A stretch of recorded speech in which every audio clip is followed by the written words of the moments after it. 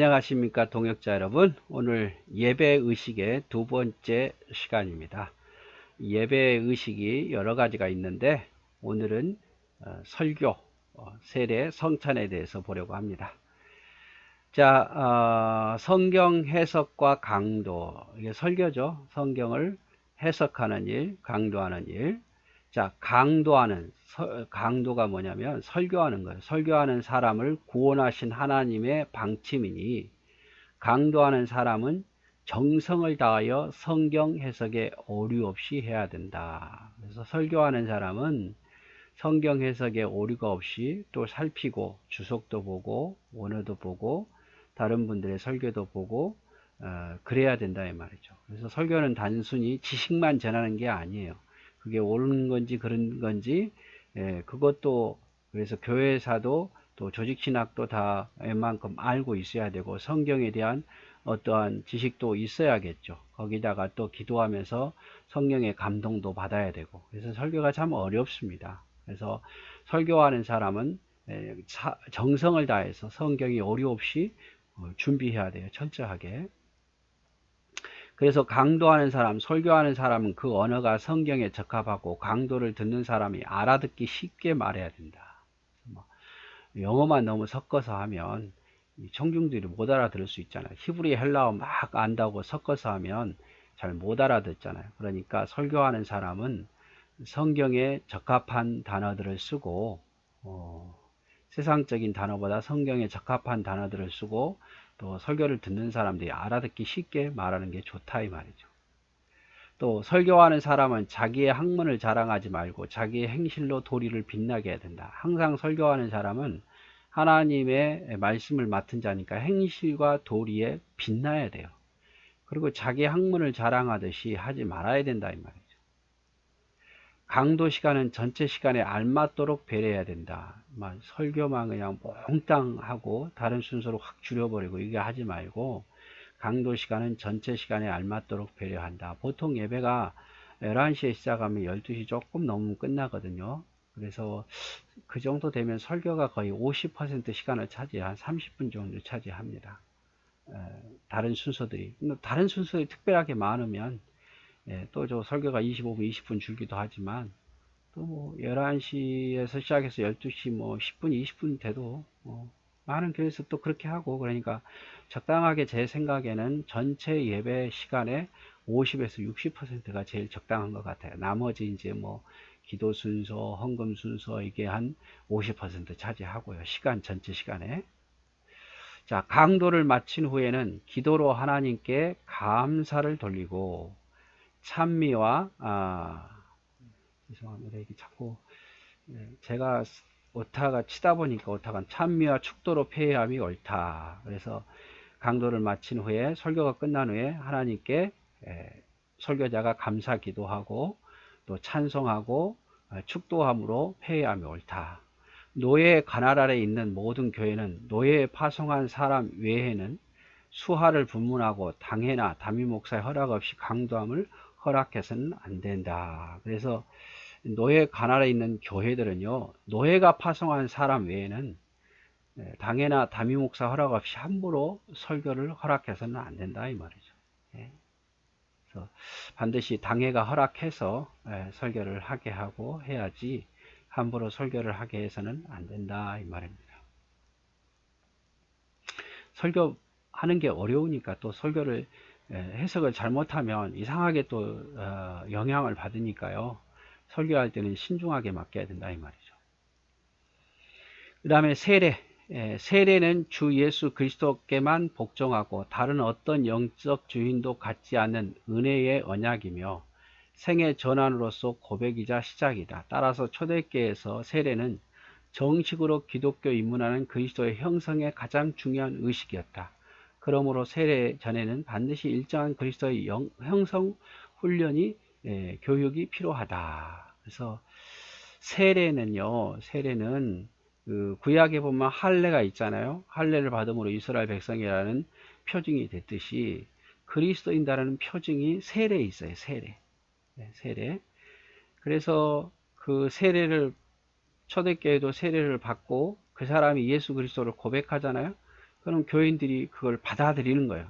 예, 그 말을 진실로 믿고 하나님 앞에 고백하니까.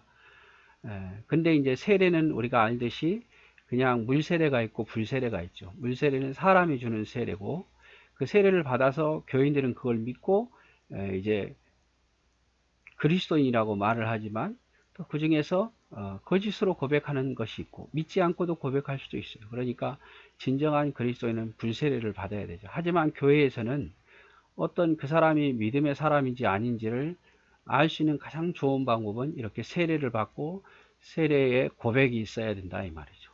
예, 나는 예수 그리스도가 나의 구주임을 믿습니다. 뭐 이런 것들. 그리고 이제 세례 받기 전에 반드시 교육을 해야 돼요. 그래서 학습 문답지가 있고 세례 문답지가 있잖아요. 예, 학습 문답지, 세례 문답지가 있으면 제가 보여주면 좋을 건데, 얇은 게 있어요. 그거를 이제 교회에 등록한 지 6개월이 되면 학습 교육을 시키고 그것으로 외우게 해서, 그리고 그 다음에 또 6개월 지나서 세례 문답을 하고, 그래서 세례를 받게 하는 거죠. 세례가 아주 중요해요. 세례는 일생에 딱 한 번이잖아요. 너무 중요한 날이에요. 대학 입학한 것보다 더 중요한 날이에요. 자, 세례는 어떠한 형편에서라도 평신도가 베풀 수 없다. 평신도가 평신도에게 세례를 준다?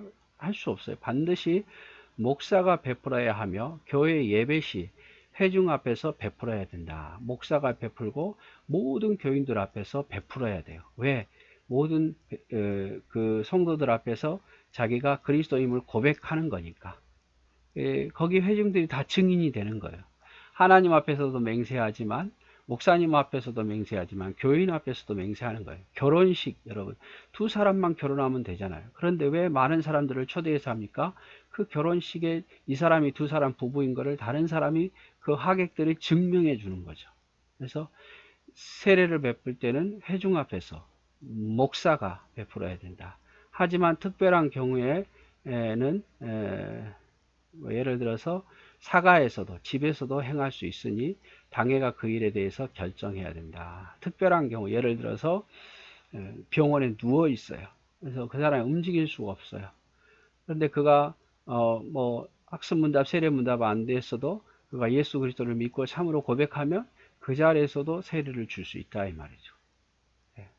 이렇게 하는 것은 당회가 그 일에 대해서 그렇게 했으면 좋겠습니다라고 결정하면 하게 되는 거죠. 그런데 이제 천주교에서는 이 세례 받는 것이 구원의 표라고 말하고, 개신교에서는 이것이 교회의 어떤 성도가 되는 그런 표징이지 구원의 표징은 아니라고 말해요. 구원의 표징은 성령께서 함께하는 불세례가 구원의 표징이라고 말하고. 자, 세례는 만 14세 이상이 되고 예수를 믿은 지 6개월 이상 된 자에게 먼저 학습 예식을 행한 후에 계속해서 6개월 동안 신앙을 잘하는 자에게 세례 문답을 예식을 한다. 세례는 만 14세 이상이 되면, 그리고 예수 믿은 지 6개월 이상이 되면 학습을 행해요. 그리고 6개월 지나서 살펴서 계속 신앙생활을 잘하면 이제 세례 문답을 하는 거죠. 학습, 세례, 이렇게. 학습 문답, 세례 문답. 학습을 먼저 주고 그 다음에 세례를 주는 거죠.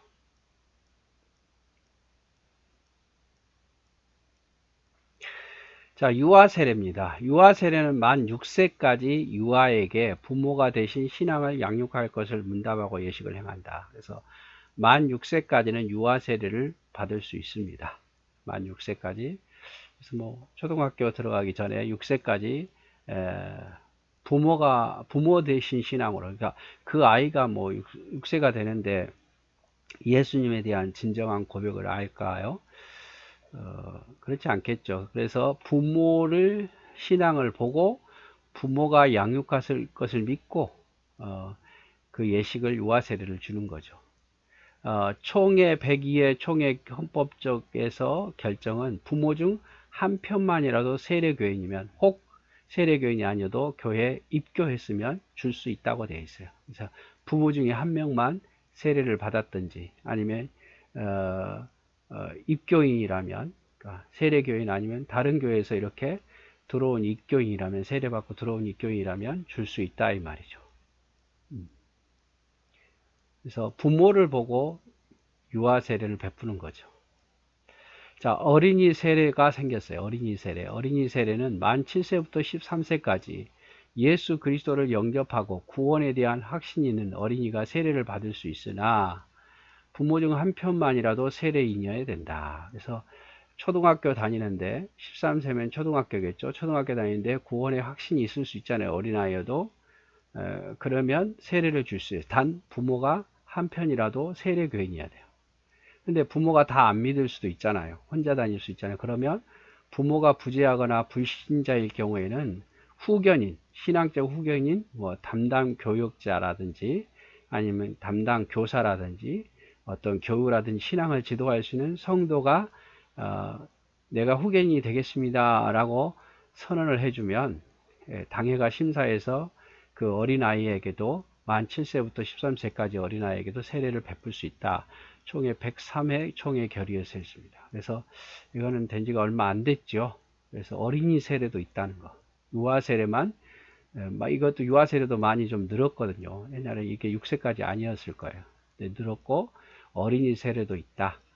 부모가 한쪽이 믿어야 되고, 어린이 세례 같은 경우는 신앙적 후견이 있어도 받을 수 있고, 유아 세례는 부모가 한쪽이 믿어야 된다. 세례 교인이어야 된다. 이 말이죠.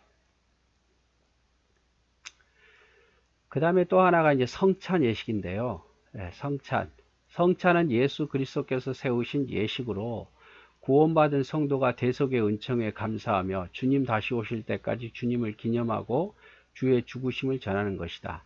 이러한 성찬은 보이지 않는 말씀으로 은혜의 수단이고 방편이며 하나님의 영적 임재이고 그리스도와 연합 그리고 성도들의 교제와 한몸됨을 확증하는 예식이다. 이러한 성찬은 예배 중에 정기적으로 시행한다. 그래서 성찬을 알죠, 여러분? 떡과 포도주를 나누는 거.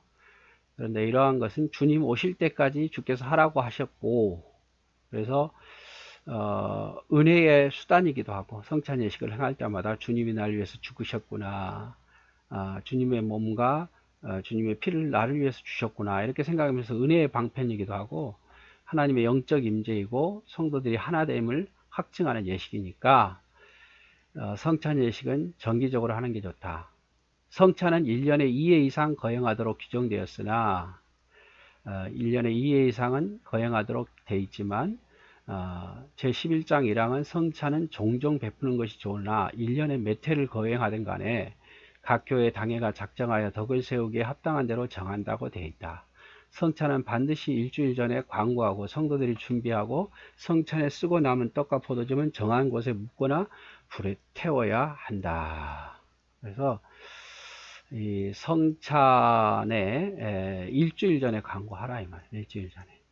그래서 뭐 1년에 몇 번 하든지 원래 규칙적으로 1년에 2번 하면 좋지만 뭐 당회 사정에 의해서 1년에 몇 번을 하든 더 많이 해도 되고 최소한 2번을 하라 이 말이죠. 덕을 세우기 합당한 대로 하되 일주일 전에 광고하고 성찬에 쓰고 남은 떡과 포도즙이 있을 거 아니에요. 이렇게 이게 뭐 여분으로 남은 게 둔 거 말고요.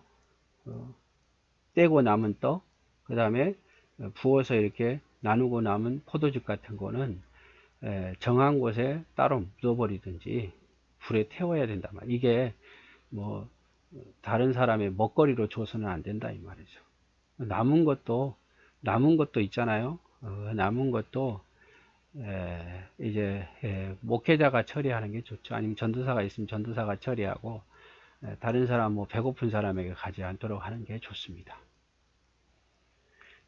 그래서 오늘은 성경 해석과 강도, 설교를 쉽게 하고 또 알아듣기 쉽게 하고 또 알맞게 해야 되고 그렇다는 거. 세례는 유아 세례가 있고 그 다음에 어린이 세례가 있고 그 다음에 보통은 이제 만 14세 이상 되면 학습을 먼저 받고 6개월 후에 세례를 받고 또 유아 세례나 어린이 세례는 만 14세가 되면 이제 입교인이 입교식을 행하는 거죠. 그리고 성찬도 역시 1년에 2번 이상 해야 돼. 당의 사정에 의해서 더 할 수도 있고 일주일 전에는 반드시 광고해야 되고 남은 것은 정한 곳에 묻거나 태우고 그래야 된다 이렇게 말씀하고 있습니다. 오늘 여기까지 같이 보도록 하겠습니다. 감사합니다.